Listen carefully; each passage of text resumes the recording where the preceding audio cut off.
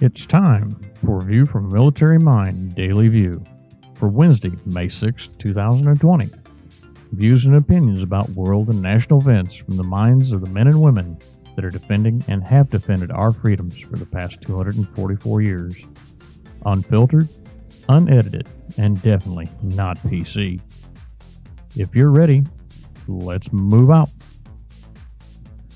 On today's show, in the first segment, we'll look at some of the top stories from the past 24 hours. First story we'll look at is going to be the left versus the far left. Is the DNC tearing itself apart over Tara Reade's allegations? We'll take and see what the quick news on that is. Our second story will be armed stay-at-home protesters. Are they right or wrong? And is it a safety issue? We'll see what Sean Hannity from Fox News has to say on that score, along with Dan Bongino. And our third story we'll look at is Bill Maher. He needs to check his mental stability. Is he still suffering from TDS, Trump derangement syndrome? In the second segment today, we'll go in-depth and share opinions on the Native Americans' health crisis, which is exacerbated by the COVID-19 pandemic and arguments over CARES Act distribution. So we'll take a look at that. And finally, thoughts and views from my military mind on the media bias and the damage it has done to true and honest journalism. So write to us at vfamm2020@gmail.com with your opinions and input. Right after the break, we'll get started.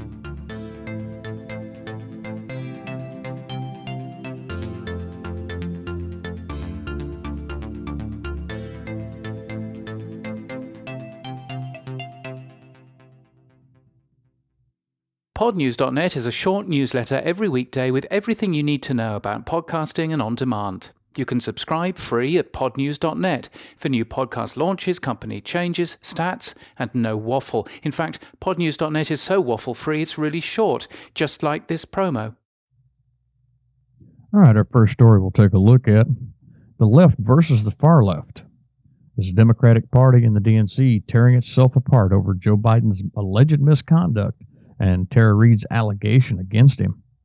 In an article yesterday in the Washington Examiner, they took a look at whether it's created a big divide in the Democrats. Of course, the denied sexual misconduct claims against Joe Biden have splintered them all to pieces, just as the party started bridging divides exposed by a long competitive primary. After hiding behind campaign spokespeople, Biden last week bowed to mounting pressure and publicly and directly rebutted allegations made by Tara Reade against him. But Biden's denial has failed to quiet discontent expressed by more liberal Democrats, especially those once in the Bernie Sanders camp, who don't want a candidate marred with accusations similar to those leveled at Trump last cycle. Peter Dow, a veteran of Hillary Clinton's 2008 and 2016 White House bids, before he joined the Sanders 2020 team, has repeatedly reminded Democrats the primary isn't over. Given Biden 77 has yet to clinch the 1,991 delegates needed to become the party's next standard bearer outright. He's tweeted often continually, the Democratic primary is not over. Millions of voters have not yet been heard. Those who already voted did not know the details of the 9 sexual assault and or harassment allegations against Biden. Any former candidate can restart their campaign and the people can speak. So he's adamant that this isn't over, and he doesn't want Biden up there. Of course, New York Times opinion writer Elizabeth Brunig distilled the argument in a piece called Democrats, It's Time to Consider a Plan B.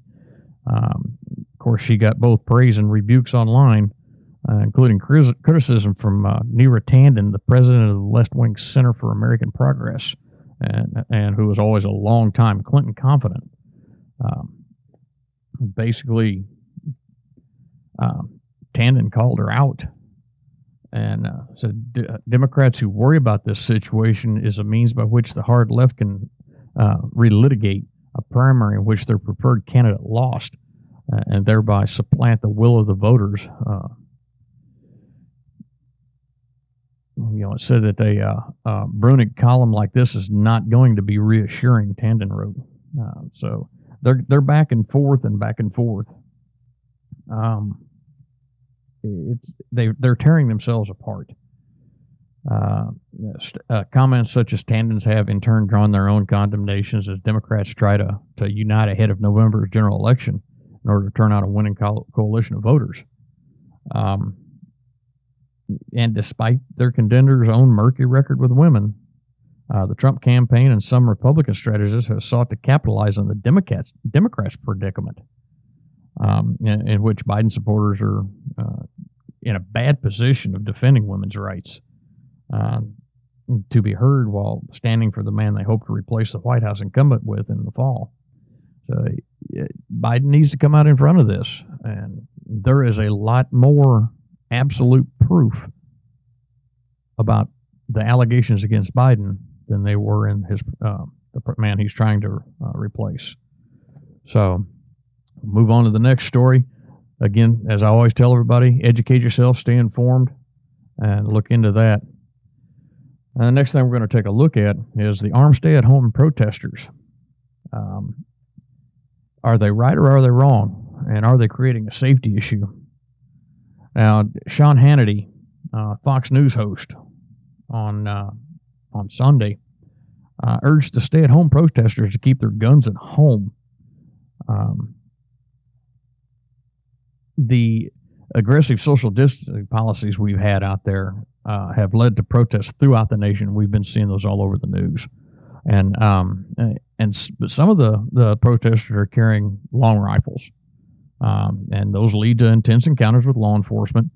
It's not a good thing to have those out there, according to Hannity. During his show on Monday night, Hannity condemned the armed protesters. He says, I don't like this part in Michigan. I'm the number one supporter on radio and television that I know of the First Amendment and the Second Amendment. Now, no one is a bigger defender of the Second Amendment than yours truly, saying, and this is coming from Sean Hannity, everyone has the right to protest, protect themselves, and try to get the country open.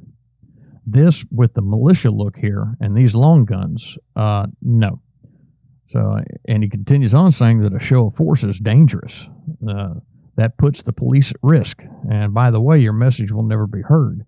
Whoever you people are, no one should be attempting to intimidate officials with a show of force. And God forbid something happens when they're going to go after all of us law-abiding Second Amendment people. Now, and those are Sean Hannity's comments. Now, his guest, Don Bongino, disagreed with the notion that they should not be armed during the protests, but agreed that the armed demonstrations could dilute the message, the message of the protesters. Bongino said that's the liberal media's efforts more to paint the people there as some kind of like crazed bunch of lunatics more than it is the people who they're actually trying to represent that they have rights to. And Hannity did go on to say the decision to carry long guns rather than concealed weapons was solely to intimidate officials, and he warned that protesters need to be cautious not to spin out of control while working to reopen the state. Now, in my opinion, I do have to agree with both men on certain parts. You don't need to be going out there looking like a militia. You don't need the long guns. If you're worried about your protection, carry a sidearm, carry a concealed sidearm. You have every right to do so. I'm a big supporter. Unfortunately, the view or the optics, and everybody gets all upset about that, but the optics of what you're doing, you're going out there looking like you're going to start fighting with everybody, and you've got a long gun to do so. So stop it. And carry your weapons, cool. Carry your concealed weapons, carry your sidearms. You don't need some lunatic with a long gun out there and making it worse with the left in front of the left-wing media, carrying that big gun you've got right there in front of you. All right, now moving on to the third story. about Bill Maher, or Maher, however you want to pronounce that. I really think he needs to check his mental stability. On May 4th, which was Monday, talk show host Bill Maher, speaking with Obama-era Attorney General Eric Holder, he is so convinced that President Trump will lose re-election and refuse to leave the White House that police will have to be called in to drag him out. Now, Eric Holder did say federal agents have the power to force Trump out. Maher doubted they would because they like Trump. He made the statement. He says they have the ability, but do they have the will? Now, he made this on Real Time with Bill Maher on HBO, adding that police love his dirty draws. And do you really think they're going to pull him out of the White House? There's a transcript of what Bill Maher said between him and Holder, but basically he's espousing his Trump derangement syndrome by swearing that if he's defeated, President Trump will refuse to leave the White House and they'll have to force him out. And he disparages or impugns the integrity of law enforcement, that they won't fulfill their duties by putting out his darkest imaginations about Trump. And that's all this guy's got is imagination. A lot of things that he said has never come to fruition. And Eric Holder did the best he could to kind of quell this guy down. Holder said on the day of inauguration, I actually think that he will leave, and if he doesn't leave, the United States Marshal Service, the Metropolitan Police Department here in D.C., and the Secret Service all have the ability to pull him out of the White House, and we'll get on with the inauguration of the President of the United States. But Maher still, he pushed on. This is a man that espouses and pushes forward insane theories and conspiracy. But those are the stories coming up this week. So it is really crazy. So we'll take a quick short break, and then we'll go into the second segment where we're going to a little more depth on the Native Americans' health crisis with COVID-19. So stand by, and we'll be right back. There are everyday actions to help prevent the spread of respiratory diseases. Wash your hands. Avoid close contact with people who are sick. Avoid touching your eyes, nose, and mouth. Stay home when you are sick. Cover your cough or sneeze. Clean and disinfect frequently touched objects with household cleaning spray. For more information, visit cdc.gov/COVID-19. This message brought to you by the National Association of Broadcasters and this station. All right, we're back. We'll get into segment 2 here. We're going to go into depth and share opinions on the Native Americans' health crisis that has been exacerbated by the COVID-19 pandemic and arguments over the CARES aid distribution package. There was an article that was written yesterday by Eric Ortiz of NBC Seattle, and looking at the Native Americans, their health center there in Seattle asked for COVID-19 supplies, and instead it got body bags. This is not funny.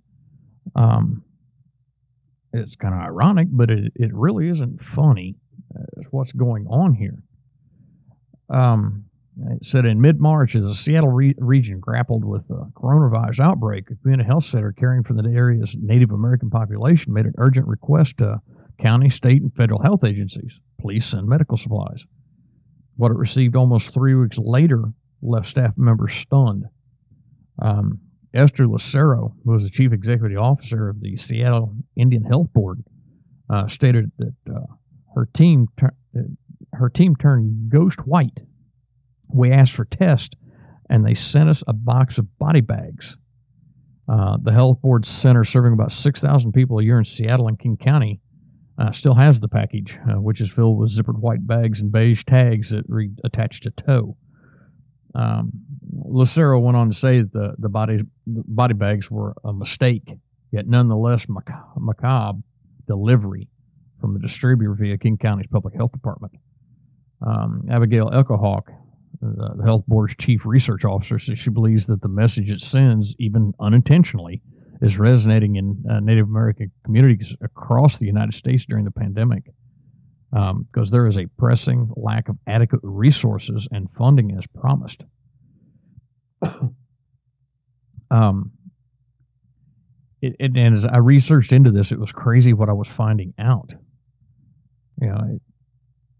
Saying that there's the Indian organizations across the country are in a similar crisis, and you can use medical supplies and help instead of watching their people die. Of course, Echohawk went on to say that this is a metaphor for what's happening. Getting body bags instead of their help. Of course, their concern comes as federal government announced Tuesday that it will begin distributing millions of dollars in desperately needed pandemic relief funds to Native American tribal governments. Money that was delayed for more than a month in a related legal dispute. And that dispute's still going on for the most part. Now, Seattle and Washington as a whole have managed to slow the spread of the coronavirus after being the nation's earliest hotspot in the beginning of March. Echohawk says she's worried about whether the center will be able to perform the necessary coronavirus testing or secure enough personnel protective equipment as businesses reopen if a second wave of virus crops up later this year. And she wanted to know, are they going to keep getting body bags? Or are they going to get what they actually need? So this is insane, what has happened.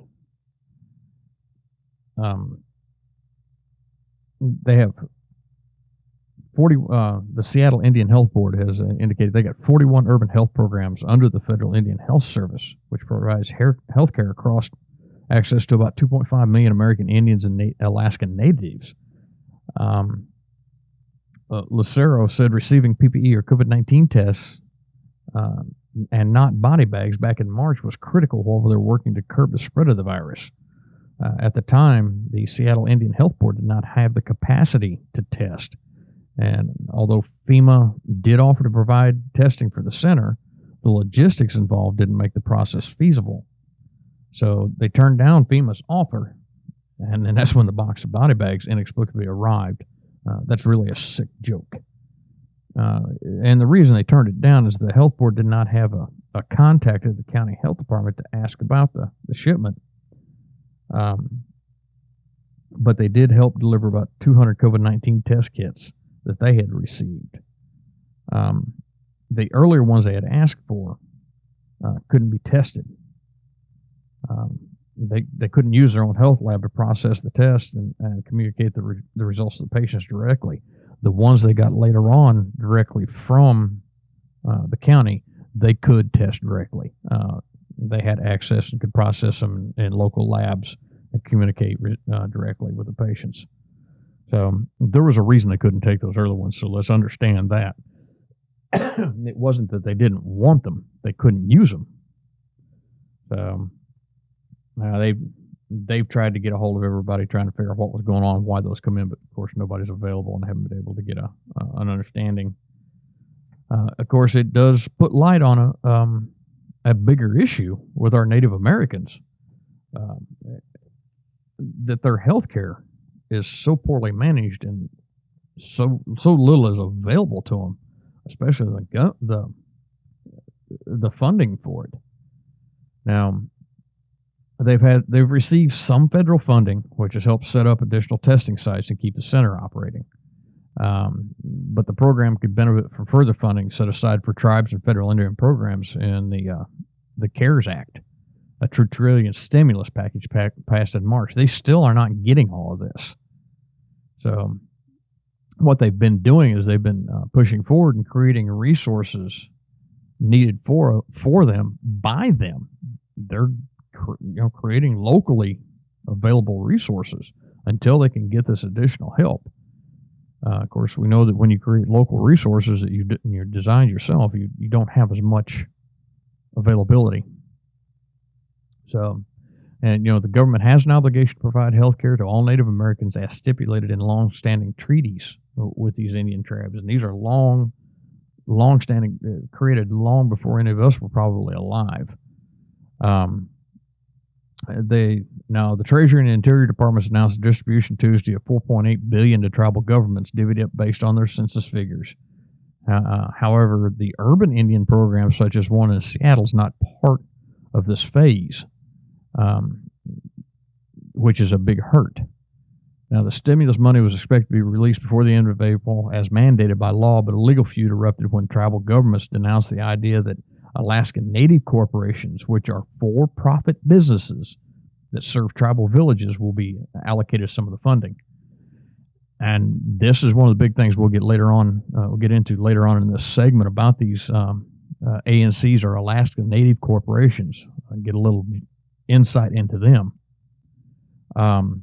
Now, Tara Sweeney, who's Assistant Secretary for Indian Affairs in the Department of Interior and an Alaska Native, has been accused by some tribes of having a conflict of interest in trying to divert some of the funding to these Alaska Native corporations.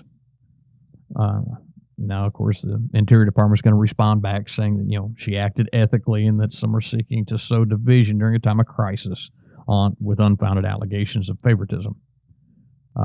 Some Native American tribes have filed a lawsuit challenging that aid to ANCs and the Treasury Department. Of course, Treasury Department on Tuesday said that such funding will be held back until the litigation is resolved. Even Senator Tom Udall, Democrat from New Mexico, he's the vice chairman of the Senate Committee on Indian Affairs, said the funds should have been out the door to help Native communities on the outset of the pandemic. The Treasury's announcement is the definition of too little, too late. And it comes weeks after the deadline and billions of dollars short. So he's not doing a whole lot to help it out. But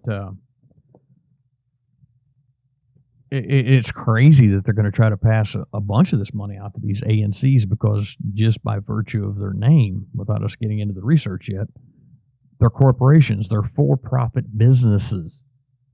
So, and it's sad, too. As I'm doing the research on this, I find out that people from Ireland, through a GoFundMe, are flooding the Native Americans with help to thank them for their help during the Great Hunger Famine back in the 1840s.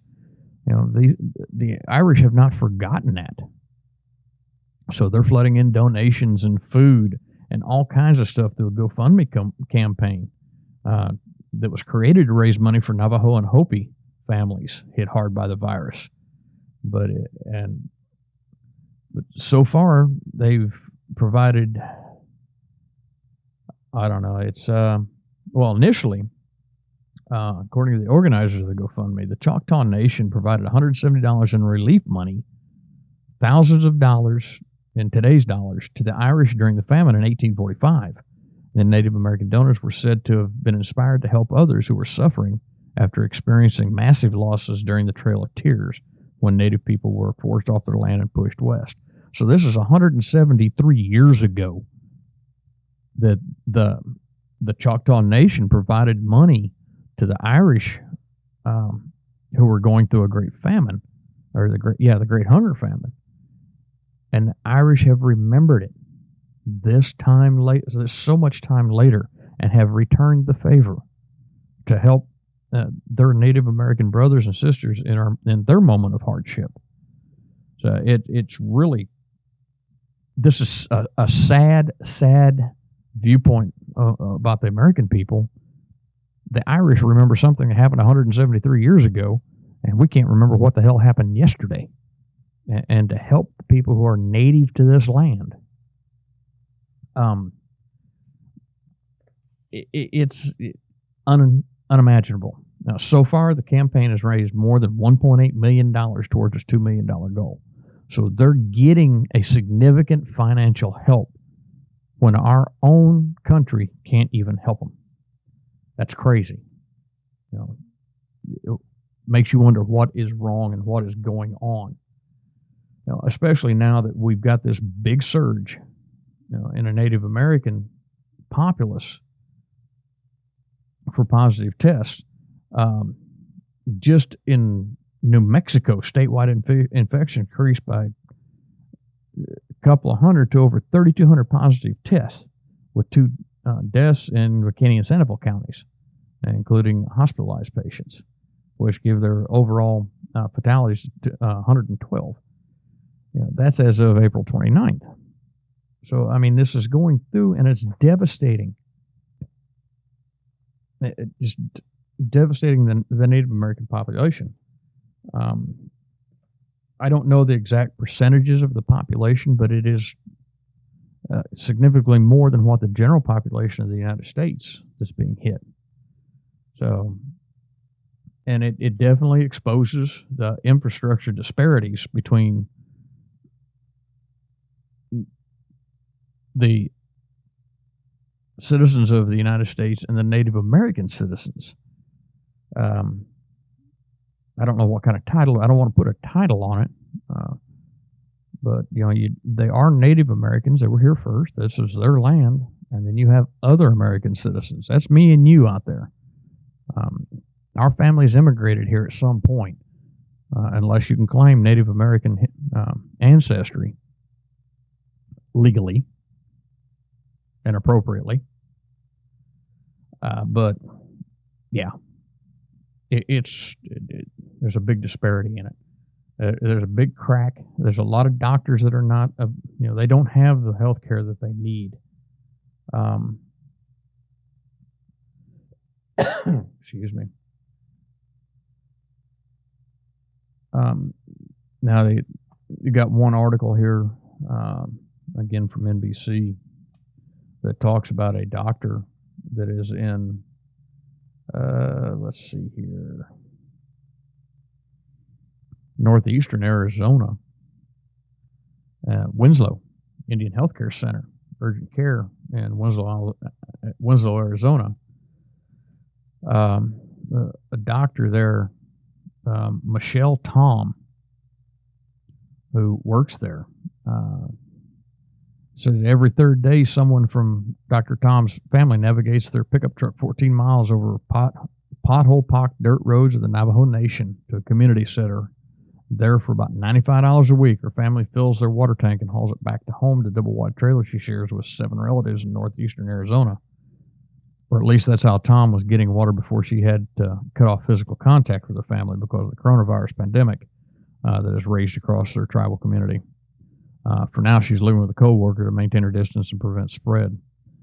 So this is in Winslow, Arizona, where they still don't have running water in the Navajo Nation in Winslow. She's one of the few doctors in her Navajo community on the front lines of the pandemic, and she's taken every precaution to stay healthy. But she's had to buy her own protective suit, goggles, and face shields. And the fact they had limited access to running water, severely understaffed and underfunded healthcare system, and underlying health conditions among her patients. Here we are a month after the tribe's first confirmed case of coronavirus. The Navajo Nation, which stretches across parts of Arizona, New Mexico, and Utah, they've reached a grim milestone with at least 1,197 Navajo residents tested positive. 44 of them have died, and they've got a steady increase in cases. They're testing for the coronavirus at a rate more than 9 times higher than people in the entire state of Arizona, based on reported cases and their census data. The coronavirus is exposing underlying fractures in the infrastructure of the Indian country, including healthcare and basic needs like water, that have long been underfunded and some say ignored by the federal government, which looks to be that way. We're telling them 20 seconds of washing hands with water, but how do you do that when you have to haul your water in and then it has to be used for cooking and washing and several other things because you don't have the plumbing? It hasn't been put in. So it's showing a lot of cracks that are there in the infrastructure that haven't been taken care of, and they're being exacerbated by this COVID-19 coronavirus epidemic. Now, one thing we mentioned earlier with the funding is these ANCs, Alaska Native Corporations. And these corporations are just what they are. They're for-profit corporations. They are large corporations. I went through some of their sites that explains their income and their financial reporting. Some of these are $10.8 billion. Everybody says, they're Native American owned. Yes, they are. But they're under the same guise as any other big business out there. They are corporations that are for profit. Their shareholders, yes, their primary shareholders are Native Americans, and they are getting money off of these corporations when they get their dividends. But to give them federal money that is to help the natives direct, that's just like us giving this money to the airlines or other big corporations they've balked and bitched about. That's insane. I personally know of some of these, such as Tionic, Ulista, Callista. These are big government contractors. They have defense contracts that are billions of dollars in value. Their profits are in the billions. But yet they want to try to strip this CARES Act from people, from their own people that need the help. Explain to me what's going on here. Why would you do that? Why would you give it to a corporation? I don't care who owns it. It doesn't matter. Now, fortunately, Treasury Secretary Mnuchin is going to get distributions out to the natives themselves, to the tribes, but he's withholding that to the Alaska Native corporations, which is good. Let's review this before you start pumping this money out to these corporations that have billions of dollars of income. How about let's take a look at those people who really need it first, not a corporation. Take away the Alaska Native part of it. It's a corporation. It's a business that makes billions of dollars. And again, I tell people, educate yourself, research it, look into it. Don't just follow the lemming off the hill. Just one company, 70,789 acres of surface lands and 1.57 million acres of subsurface estate where they sell minerals. 252 million in revenue in 2018 for 900 people. But we're going to give them billions of dollars. Callista Corporation, $575 billion in excess. 6.5 million acre land entitlement they get money off of. It's crazy. This can all be researched, and you need to look into it. So, Secretary Mnuchin, hold your ground. Native Americans, the tribes themselves, hold your ground. Hold these people to task. This is your own people trying to do you in and do you under. So, all right, hang tight with us. We'll be right back after this last break for my final thoughts and my closing thoughts.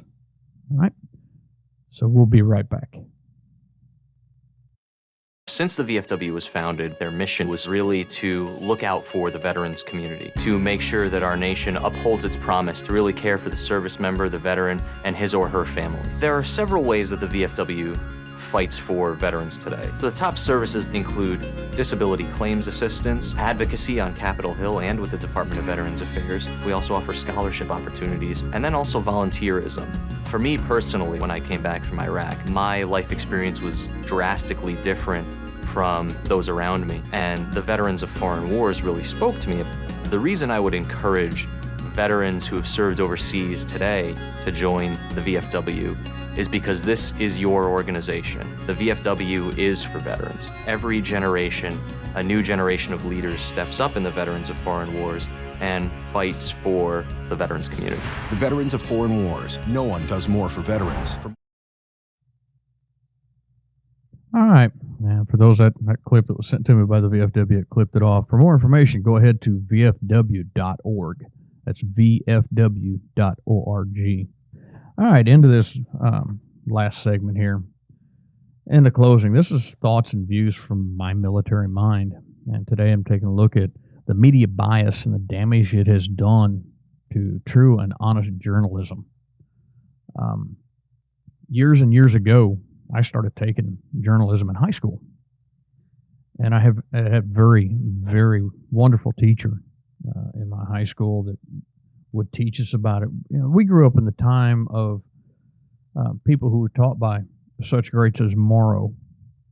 And we trusted and believed our media, our TV, our journalists, our newspapers. That was our primary source of information, and we trusted and believed them.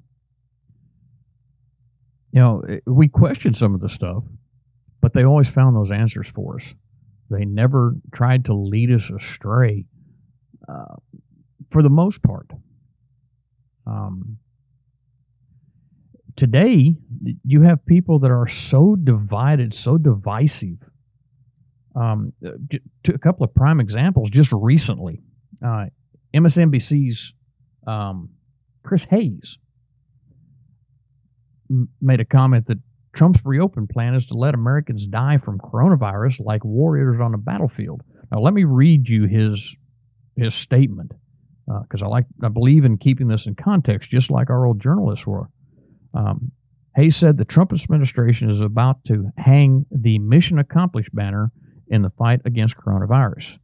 Today, President Trump confirmed the White House is winding down the task force charged with combating the virus, with Vice President Mike Pence citing the tremendous progress we've made as a country so far. Meanwhile, the president is encouraging states to end their lockdowns and shelter-in-place rules, even though, this is a key point, they do not meet his own administration's guidelines to safely reopen, the ones that his administration put out from his CDC. And he's telling Americans who might be nervous about contracting the virus and dying if they go back to work or go out in public or we go back to normal, that they need to think of themselves as warriors on the battlefield. Really? Come on, Hayes. So he takes and twists. This is the thing that happens out there. They take and twist. Same thing with CNN's Dave Lemon, making the comment that former President Obama is better looking, smarter, and has more accomplished wife than President Trump does. Now this fool goes and attacks, appearance, intelligence, and the president's wife. What are you thinking? I know what he's thinking. They're trying to keep divisiveness in there as much as they can. This is the media and the journalism we have today. If you can come up with some way to divide and to push your agenda that the majority of the American people don't want, that's what you do. Okay? That's not the journalism I was taught or I was known growing up. You reported the information out there that was available by watching what was going on. To me, this is almost a criminal act of providing misinformation and misdirection to the American people because you have the bully pulpit out there. You're dishonest. And that's across the board. It doesn't matter whether it's Fox or it's MSNBC or it's CNN. Across the board, they do a political spin on everything that they get instead of reporting the truth. Leave your opinions out of it. Let me form my own opinion. That's what journalism is. Get the truth out there. What happened? Exactly what happened. Not your frickin' opinion. And not some Democratic Party or Republican Party or whatever party it is, their opinion and what they want pushed forward. Let the American people have their own opinion and develop it. You give them the information, the truth, the true information, and not some biased BS that you think is going to sell a newspaper because now you have created problems. And that's another thing that our media is doing these days. They are creating situations that are, oh my God, hair on fire, the world's coming to an end. Stop it. I don't want to interfere with our press or to constrain them or censor them, but some of the things you guys out there and women are doing today borders on criminal. And you should be taken to task for it, if not jailed for it. Okay? Like I said, these are my opinions. That's the way I feel. I've always been very respectful and awed by journalism, but today, the journalists and the media we have today make me frickin' sick to my stomach. I wished I could do something about it, but I can't. I do it my own way with these podcasts and with my views and what I bring out to you. So until tomorrow, be safe, be good. God bless America.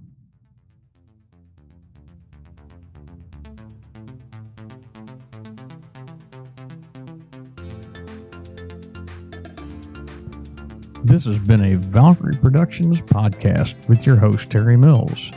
Copyright 2020.